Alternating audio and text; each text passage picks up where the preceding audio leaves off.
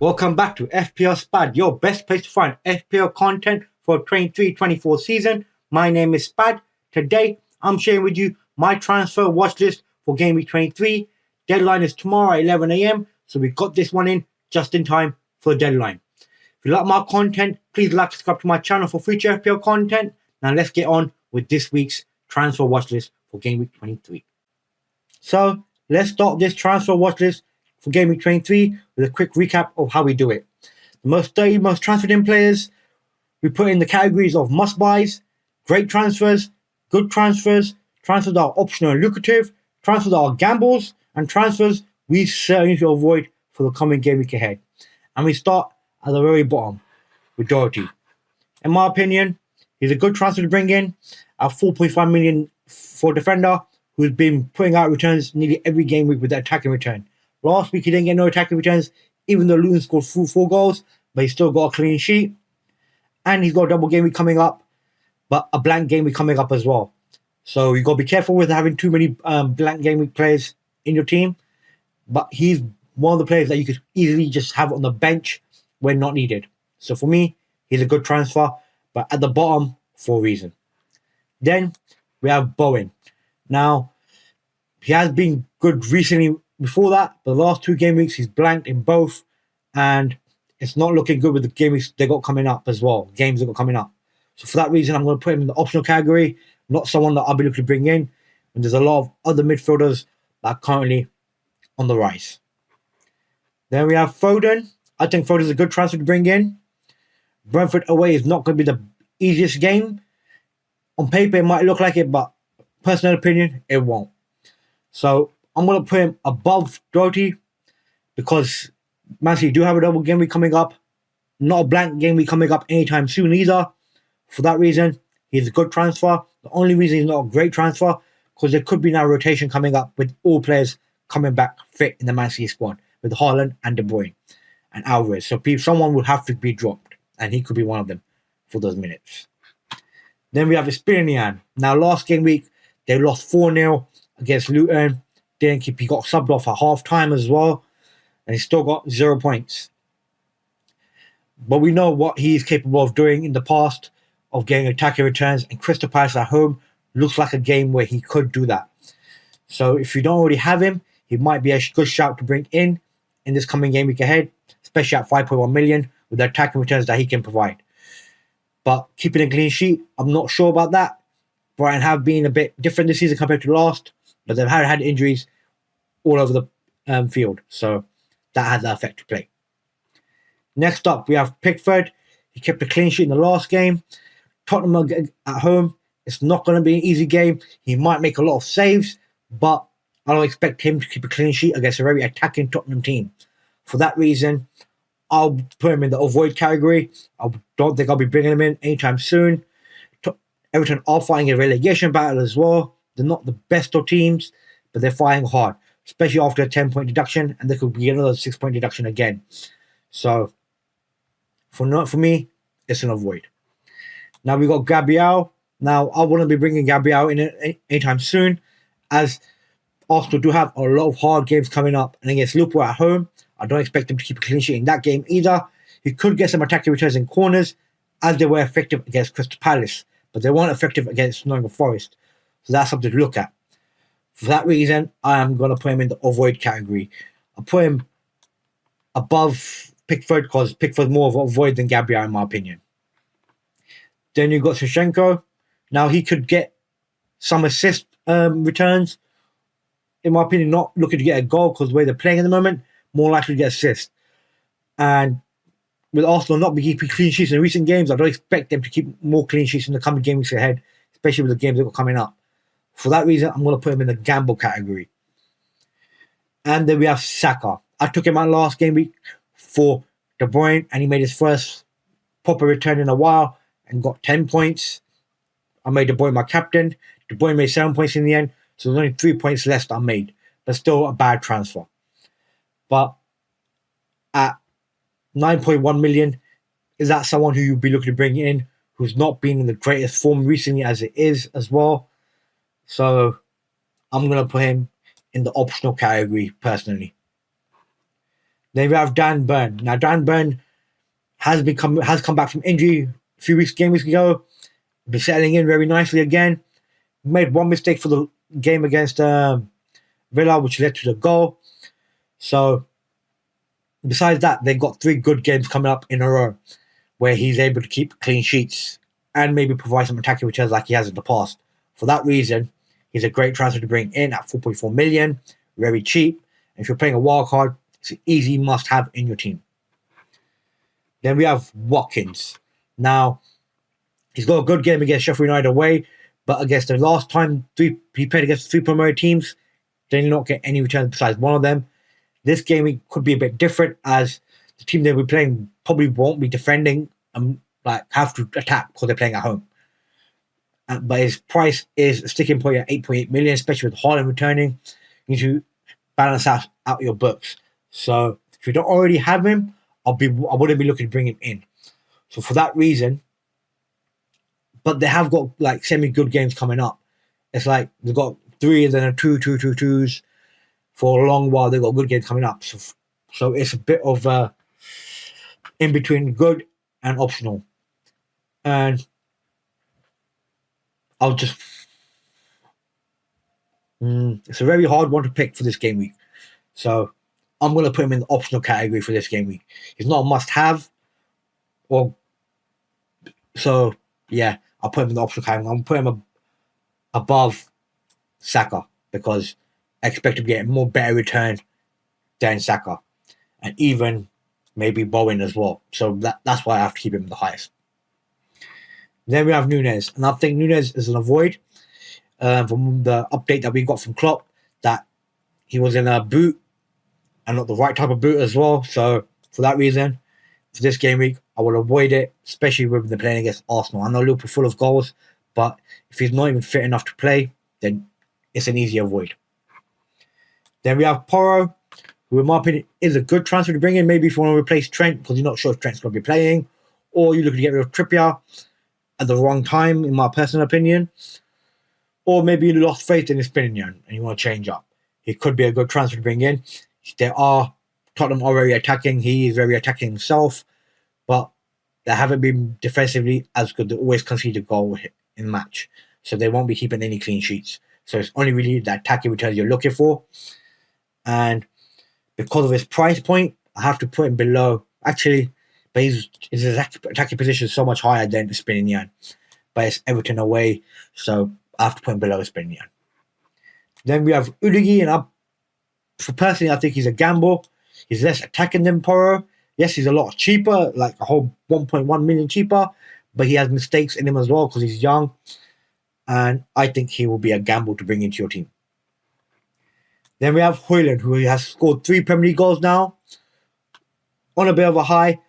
They've got a game against West Ham at home. It's not going to be the easiest game, but they're at home.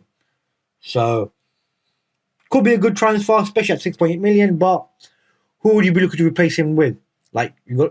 So, for me, at the moment, I'm going to put him in optional till I see a bit more sample data from Man United. And you know what? I'll put him higher than Saka for his price and because he's got a home game. And then we have Trent. I'm going to put him in a gamble for him because we just don't know if he's going to be starting the game.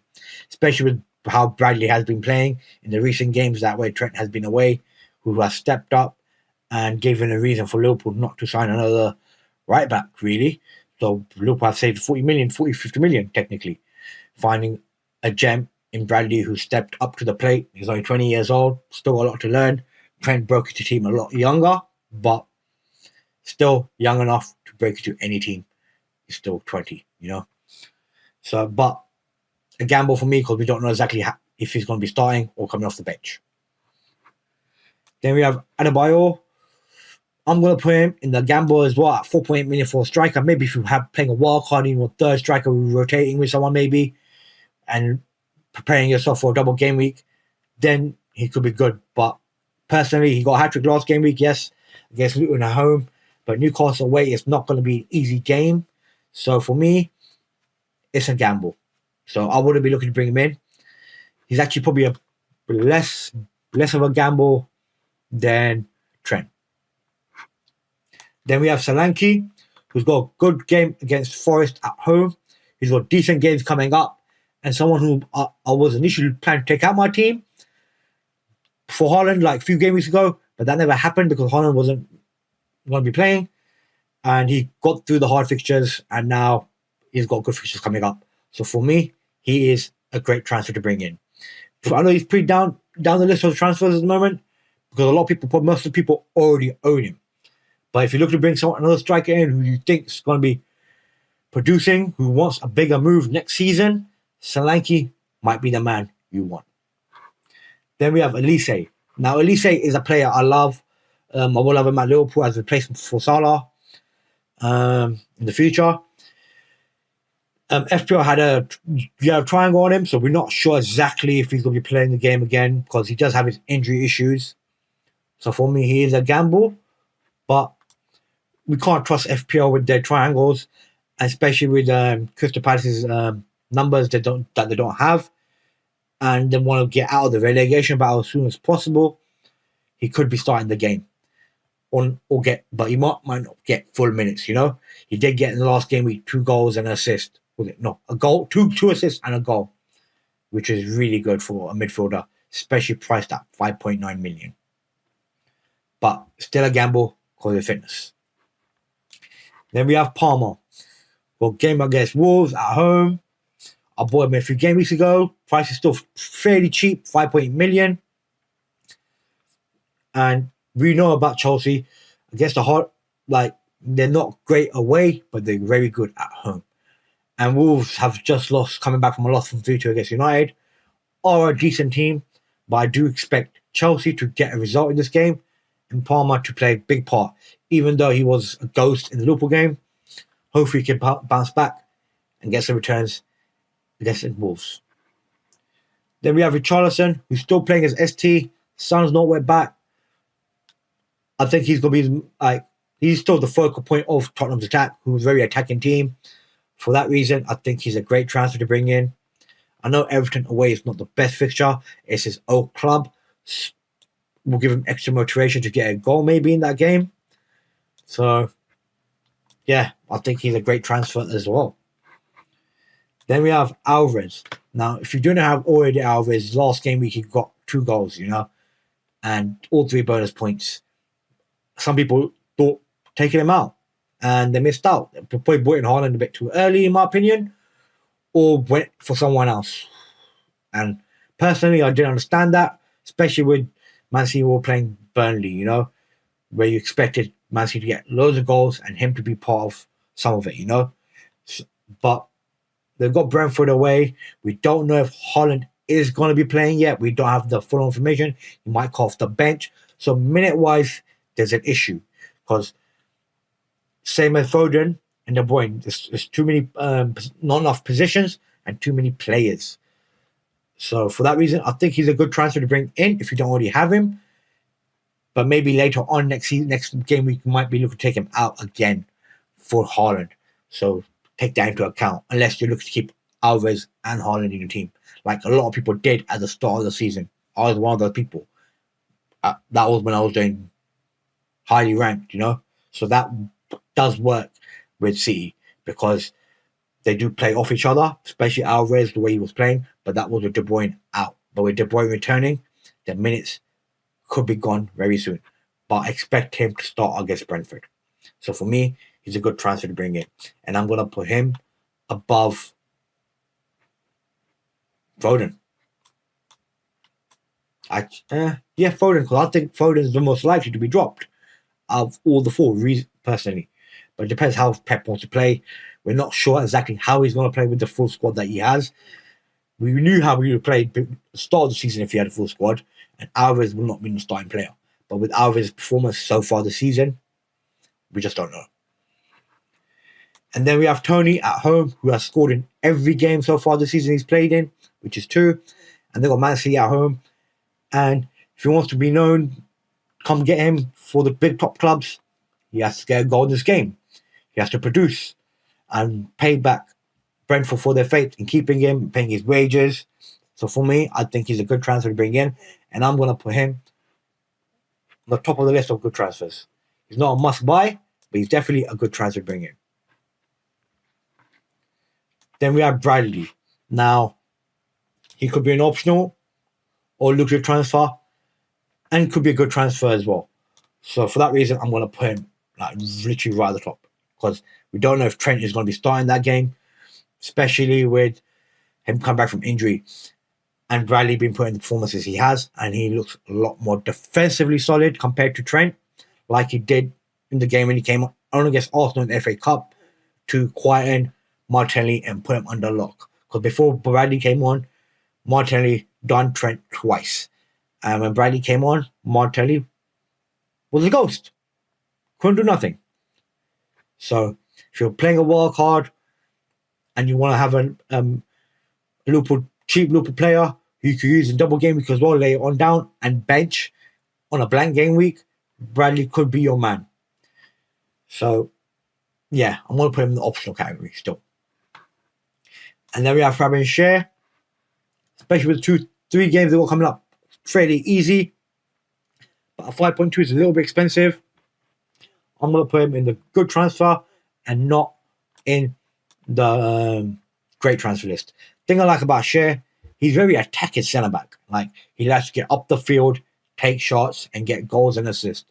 He has done throughout the whole season. I had him at one point, and then I started taking him out when they were having a bad patch, and now they look like the might be going back to their old ways, defensively solid, and getting goals like they did against Villa, being Villa away 3-1 in a game where Villa haven't lost. They had a long unbeaten stretch at home, and Newcastle did it. They do have a lot of quality players in that team, and with the 3 games they've got coming up, I expect Newcastle to keep clean sheets and Schär to get some attacking returns. But for his price, I'll put him a good transfer. Same. Now Maddison he's coming back from injury, got a game against Everton away. Thing is, when players come back from injury, especially with Maddison, what I've seen in the past, where he gets the recurrent injury fairly quickly. And yes, he has contributions in the game, but it's a risk, And Everton away is not going to be an easy game. For that reason, I'm going to put him in the gamble list, and I'm going to put him below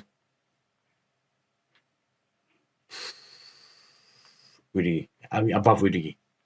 So yeah, less of a gamble, but still a gamble in my opinion, because he's could easily get injured, and they don't have this defensive solidity as they did when Saar and Basuma were in the team. With those two missing, Maddison won't have the free roam that he did when they were in the team. So until then, I'll hold off on Maddison. Then we have Trippier, a good transfer, but below Schär, because if he gets a goal and an assist, he's always bound to get all 3 bonus points. Was most likely, and if he keeps clean sheet as well. He was only got 2 in the last game week. Picked up a yellow card, which wasn't great. But for his price, I'll put him at a good transfer, not a great transfer. I'm just maybe thinking maybe Schär is a great transfer. It's just like not 100% sure about Schär, but we know what he's capable of doing. Then we have Gordon. Now I'm going to put Gordon in the great transfer list. If you don't already have him, and you could replace one of your midfielders, he could be your man with 3 games coming up, because I think he could play a very, very important role in the coming game weeks ahead. A massive role for Newcastle and getting big returns. So for me, a great transfer to bring in. And then we have Jar. Now, when Nunes out as well, his game time is going to more or less be nailed on. Personal opinion. So for that reason, it's against Arsenal away, which is the bad thing. But Jota does have the knack of scoring against Arsenal. Like, he has a very good record against them when he played for Wolves and when he plays for Liverpool. So I think he can hurt them. So for that reason, before his price keeps going up, I should have bought him in a long time ago. I should actually bought him in instead of Elliott. I went with Elliott for some reason. Stupidly.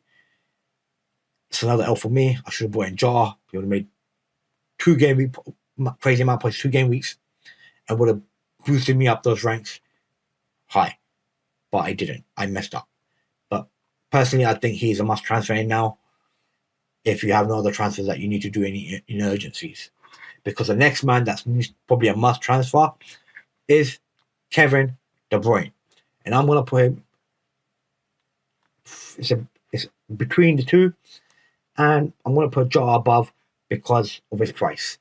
Brentford away is not going to be easy. The last time De Bruyne played them, last season, Brentford are the only team to beat Man United home and away.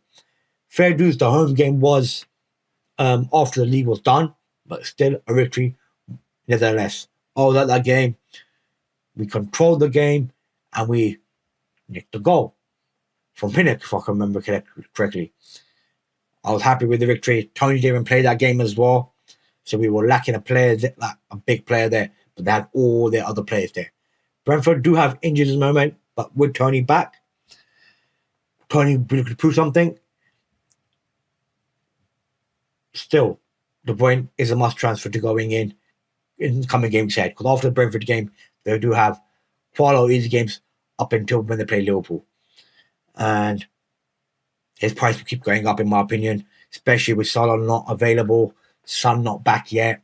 A lot of people have a lot of money available at the moment, and they're bringing in De Bruyne, and his price will keep going up, in my opinion. Probably go up in the next day or two again.